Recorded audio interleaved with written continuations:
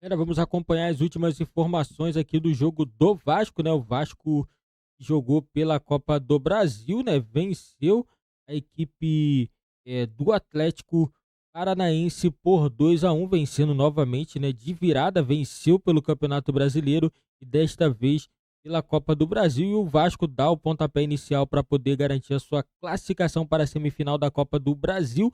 O Atlético, né? O Furacão vai ter que tentar correr atrás do prejuízo no próximo jogo em casa e vamos estar acompanhando aqui o técnico Rafael Paiva falando sobre o Vasco e também vamos acompanhar a imprensa esportiva falando tudo sobre essa partida entre o Atlético e o Vasco, né? Foi 2-1 para a equipe do Vasco. Vamos estar acompanhando todas as informações aqui. Vou deixar o link na descrição também, galera. Crédito, direitos autorais, ESPN do Grupo Disney.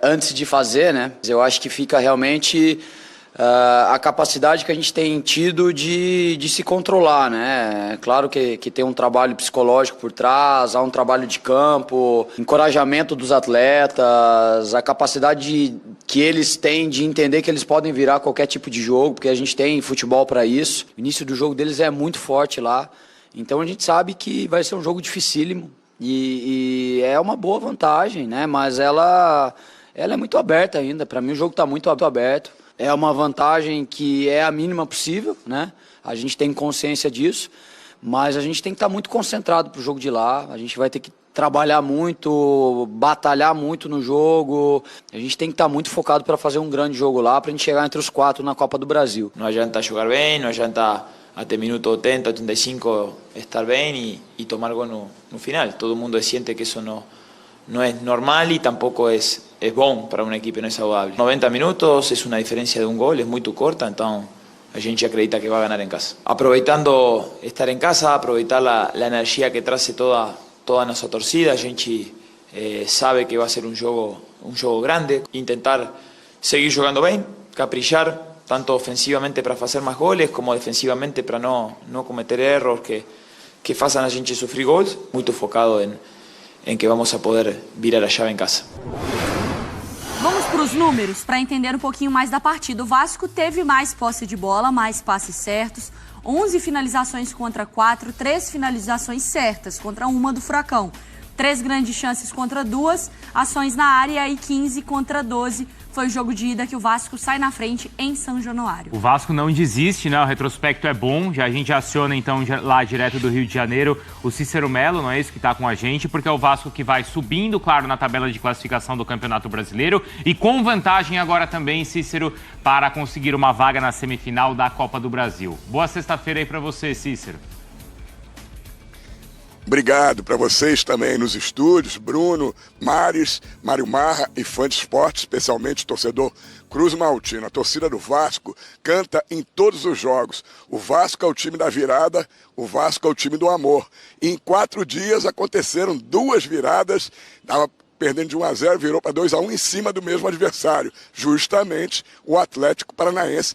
O Vasco está buscando chegar à semifinal da Copa do Brasil, o que não acontece desde 2011, quando foi campeão lá em Curitiba, só que contra o grande rival do Atlético Paranaense, o Coritiba. O Vasco teve aí o seu primeiro gol, marcado por Pumita Rodrigues, que jogou com a inscrição nas costas, esquerdo, em homenagem ao seu grande amigo. Eles jogaram juntos no Nacional de Montevidéu e ele fez esse gol muito emocionado e dedicou ao esquerdo falecido recentemente, lamentavelmente, no Morumbi, nesse jogo que o time dele jogou contra o São Paulo. Depois, o Hugo Moura fez aos 48 minutos do segundo tempo o gol da virada. Não comemorou, porque jogou justamente antes de vir para o Vasco, no Atlético Paranaense. Hugo Moura foi considerado o melhor jogador em campo, realmente está jogando muito bem. E o Vasco teve a estreia do Jean Davi, que até ontem era Jean Menezes, veio do Toluca do México, é chileno. O que acontece? O Jean Davi, se você botar no Google, não aparece, porque ele era Menezes até ontem. Então, a partir de agora, ele pediu para ser chamado de Jean Davi e ele colaborou com o gol de empate do Vasco, dando o lançamento, né, para o Ryan, que culminou com o gol do Pumita Rodrigues. Diante deste resultado, o Vasco agora em Curitiba se classifica dentro de 13 dias, lá na Liga Arena, o jogo de volta, com vitória simples, com um empate, e se perder por um gol de diferença, a decisão da vaga será nos pênaltis. O Vasco só será eliminado se perder por 2 ou mais gols de diferença. Daqui a pouco eu volto para falar mais deste Vasco da Gama, o time da virada, o time do amor. Obrigada, Cícero. E você está mais do que convidado e voltará então para a gente falar mais. Lelê. Sim. Isso. É que faltou o, entendeu? Ficou Lelê, o time da virada. Eu falei, ué, time do amor. Não rimou, mas tudo bem. 4 vitórias, 3 empates, nenhuma derrota nos últimos 7 jogos. 71,4% de aproveitamento, 12 gols marcados, 7 sofridos. Não perde desde 28 de julho contra o Grêmio. Nós estamos falando de um Vasco, Mário Mar, que não necessariamente... não é um Vasco que não sofre. Não é à toa que ontem teve que buscar uma virada. Mas que ele voltou a ter a força de São Januário e que o torcedor acredita que até o último minuto o Vasco pode e consegue fazer esse gol e virar e garantir 3 pontos ou sair na frente numa Copa do Brasil. Eu tenho muita dificuldade de falar de maturidade no trabalho, porque não dá para falar. O trabalho é um trabalho novo e o Vasco tem sido montado, né? A gente acabou de falar, o Cícero acabou de falar aí da chegada do Jean Davi, jogadores que estão tendo a oportunidade de jogar e tal. Então, já que não dá para falar de maturidade, eu vou optar pelo momento. Tem muito tempo que não é um momento tão legal. Eu não acho que as coisas sejam sólidas em campo. A Mari já destacou ali, né? Antes, quando a gente estava abrindo, na hora dos melhores momentos, como foi o gol que sofreu o Vasco, né? Muito parecido com o... Não parecido assim. A falta de ação de quem está marcando é parecida com a falta de ação de quem estava marcando também no meio de semana, no final de semana, né? No jogo contra o Medo, na segunda-feira, no jogo contra o Atlético Paranaense. Jogadores observando e pressionando pouco, defendendo pouco o gol do Léo Jardim. Ou seja, tem problemas. Por outro lado, o Vasco tem evoluído em situações que são bastante interessantes. O Vasco tem conseguido reagir. O Paiva, ele mexe e as mexidas dão resultado. De novo ele mexe. Ele estava perdendo, veja bem, hein, gente, era um jogo de Copa do Brasil. Ele estava perdendo por 1-0 em casa. E ele tira o principal volante de marcação. Ou seja, ficou louco, né? Não ficou louco. Ele entendeu que o jogo precisava, pedia um passe mais qualificado, uma aproximação maior e pedia mais velocidade pelos lados do campo. Deu tudo certo, ele não teve medo da mexida, deu tudo certo. Então acho que a gente está, apesar de não poder falar de maturidade, acho que o torcedor do Vasco tem que curtir esse momento como um momento de mais esperança, de que dias melhores vão aparecer mesmo. E qual que é a principal virtude desse Vasco? Porque a gente está vendo aí, revendo os lances e falando dos destaques do jogo, a gente não falou, de novo o Verratti apareceu para salvar o Vasco. A gente não está relacionando isso a um jogador. Então, qual que é a principal virtude desse Vasco que simplesmente não perde mais, Mari? Bruno, eu acho que esses são alguns pontos, assim. Eu acho que, primeiro, é a organização como instituição mesmo.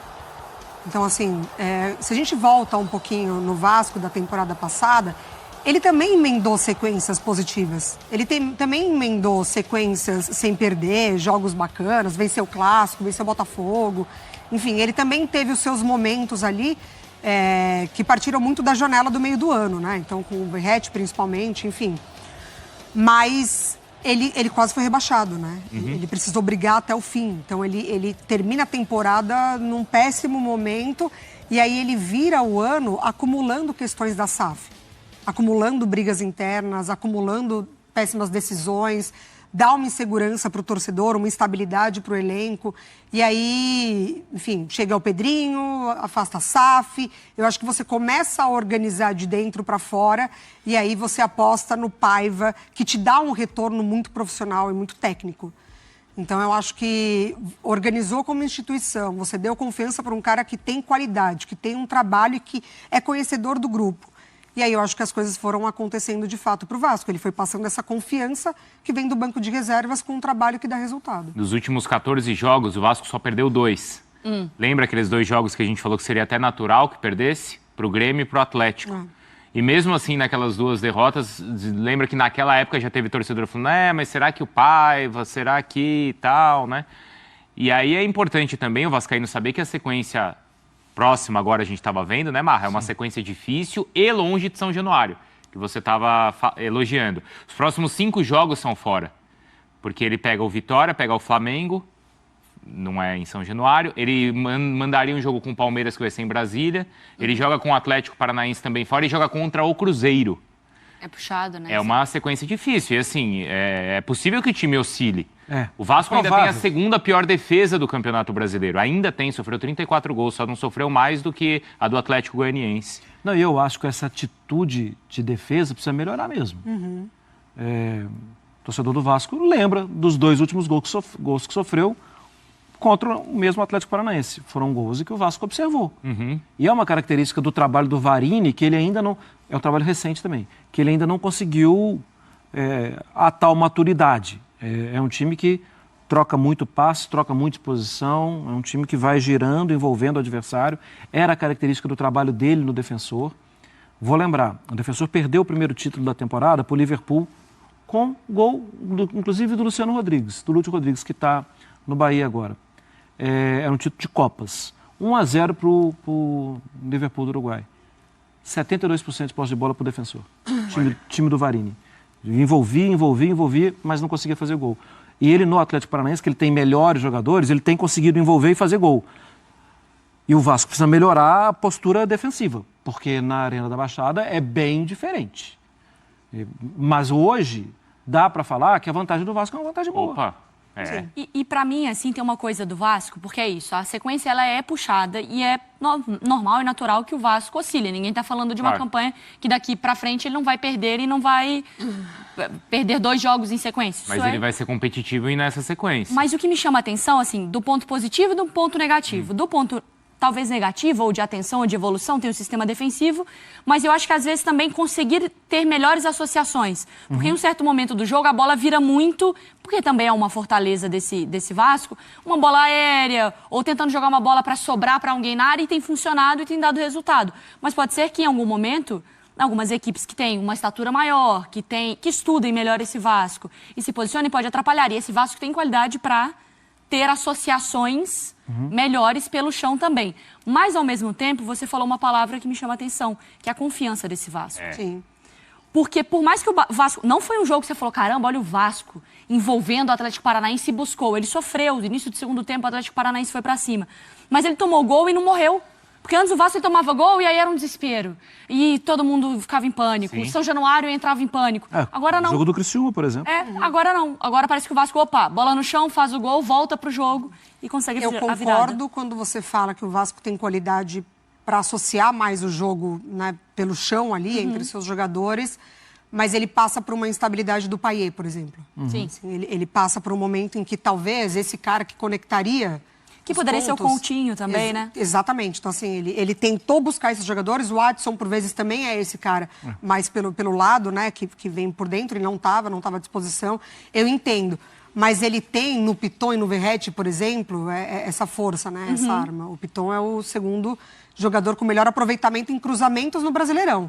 Então, assim, tá com ele a bola do Vasco, né? Em determinados momentos ali. E aí você... No momento de pressão, ou no momento que você precisa do resultado, você recorre à sua bola de segurança. Então, assim, você não tem por dentro jogadores que estão no seu melhor nível técnico. Você vai apostar no seu lateral que tem um ótimo passe, né? Um ótimo cruzamento. O que vocês acharam da vaia para o Payet? Porque no primeiro tempo tem uma bola ali, né, que ele encontra o Piton, aí o Piton bate e acaba indo por fora, assim, né? Que ali você vê, poxa, é o Payet, é o cara diferente. Uma elevação bonita. Mas ele não tá bem, Marra? Ele não tá bem. Tem uma queda. Eu acho que a vaia tem tudo a ver com a expectativa. Porque quando o Vasco contrata o Payet, o Vasco contrata um grande jogador. Um jogador que foi muito bem em todo o tempo dele de Europa. O tempo dele de West Ham era um tempo encantador. Como ele driblava com a bola por perto, né? Não é um jogador de passadas largas, é um jogador de controle. Mas ele chegou fora de forma. E ele melhorou na temporada passada e na atual ele está em forma, mas ele está tendo dificuldade para render. Eu entendo a vaia, eu não gosto de vaia, tá? Eu entendo a vaia por causa da expectativa. Eu acho também que agora é hora de abraçar o jogador, porque ele poderia ter ido embora. essa aventura aqui no Brasil não foi boa, eu vou fazer outras coisas com a minha vida. Não, ele gosta do Vasco, ele Foi gosta tão de estar importante ali. ano passado, né, para salvar, né, Agora é hora de... junto com o Verratti, né, mas ele foi fundamental, né? Ele teve ótimos momentos também no início dessa temporada. Assim, chamou muita atenção o condicionamento físico, a maneira como ele se comprometeu, né, com essa entrega. E ele teve bons momentos, mas para mim ele teve uma lesão ali que deixa ele de fora de algumas partidas e desde então ele não recuperou. Então já faz um tempinho. Dentro do que a gente está falando aqui de um Vasco mais... A Mariana destacou ali da opção do Lucas Piton, do Verratti na área e tal. Me chamou a atenção, até pedi uma tela sobre isso, como dos 4 vencedores de Copa do Brasil no meio de semana, como o Vasco foi o time que mais trocou passes. Ou seja, essa não é uma característica acentuada que a gente falava antes. O Vasco trocou mais passes, eu sei, Atlético e Flamengo jogaram fora de casa. E são os times que poderiam ameaçar mais. Mas o Vasco também teve mais posse de bola. Então a gente está conhecendo situações do Vasco que a gente não falava tanto antes. Compara com os outros. O adversário não era um adversário fácil, não. O adversário é um adversário difícil. Que o Vasco conseguiu jogar, conseguiu envolver e com o drama de sair perdendo. O Vasco tentou propor jogo. E eu destaco também, além da tela, as mudanças. Sim. As mudanças foram mudanças ousadas, perigosas, de um técnico que sabia que podia fazer. Mas que leu o jogo. Que leu o jogo. Muito. Então, você vai deixar de agir só porque é perigoso? Muitos fazem isso, eu sei. Mas o Paiva não. Ele precisava agir, precisava interferir no que estava acontecendo no jogo. Ele tira o volante de mais pegada, ele coloca um jogador franzino, mas de muita qualidade, quando tem a bola, que é o Sforza. Ele faz o time para cima. Isso dá liberdade para o Hugo. Sim. Para jogar um pouco mais, aparecer na área, Exatamente. por exemplo, fazer o gol da vitória, por exemplo. O Leandrinho de novo, né? Uma parceria com o Piton, sendo um jogador mais agressivo. E entrou também o Jean Davi, que acho que... Boa, eu gostei do que vi. Eu gostei. Assim, é um jogador de seleção, né, gente? Eu jogava na seleção chilena e tal. Porque o Sforza... Galera, isso aí. Eu gostei também no Rafael Paiva mostrando muita personalidade, né, em fazer mudanças, né, não fica preso ao time. Se tem que trocar para poder melhorar e reverter um resultado, ele vai mudar. E ele tem feito isso, né? E uma coisa que tem preocupado é o Payet. Parece que aquela paixão toda do torcedor com o Payet parece que tá acabando. A paciência do torcedor também tá acabando com o Payet, né? Não tá tendo mais aquela paciência toda. Alguns torcedores vaiando. Mas assim, o Payet tem que respeitar porque o cara ajudou muito o Vasco na última temporada, né? Eu não lembro aquele gol dele de falta lá, né? Que deu a vitória à equipe do Vasco, né? O Vasco empataria aquele jogo, poderia se complicar na zona de rebaixamento. E ele fazendo aquele gol salvou a equipe do Vasco, né? Então o torcedor tem que ter um pouco de paciência. Ele tá tentando pegar o ritmo, ele tá em forma, tá? Mas não tá no ritmo ainda ideal de jogo. Ele está se recuperando e o Vasco, na minha opinião, tem se tornado muito competitivo, um time que corre bastante. O Rafael Paiva, ele tem um elenco nas mãos. Você vê que o cara não dirigia time de primeira divisão aí, não estava na vitrine, mas é um cara que entende de futebol, trabalha com a base, tem dado muita oportunidade à garotada. O Vasco é isso aí, o Vasco sempre foi isso. Sempre revelou muitos garotos novos, então o Vasco não pode perder essa essência sempre que puder. Tem que estar revelando também os jogadores mais jovens, né? Já o Atlético Paranaense, né? Parece que se complicou um pouquinho, né? 2 jogos seguidos que perde para o Vasco no Campeonato Brasileiro e outro agora na Copa do Brasil. E agora a equipe só pensa também no Campeonato Brasileiro. Lembrando que no Brasileirão o Atlético, nesse momento, tem 29 pontos. 4 jogos, né? Para falar a verdade, o Atlético Paranaense está 4 jogos sem vencer no Campeonato Brasileiro. Então a equipe precisa se recuperar nesses próximos jogos do Brasileirão. Lembrando que teremos a 25ª rodada do Campeonato Brasileiro, né? 25ª, teremos aí o time do Vasco, né? O Vasco joga contra o Flamengo, o clássico, né? No caso, a 26ª rodada, né? 25ª rodada, o Vasco enfrenta o Vitória, o Barradão. O Atlético joga em casa, né, contra o Palmeiras, então vai ser 2 confrontos difíceis. O Vasco enfrentando o Vitória no Barradão, o Atlético enfrentando o Palmeiras, que quer chegar à liderança do Campeonato Brasileiro. Então vai ser uma rodada muito boa, uma rodada que vai movimentar bastante a tabela de classificação, tanto na parte de cima quanto na parte de baixo.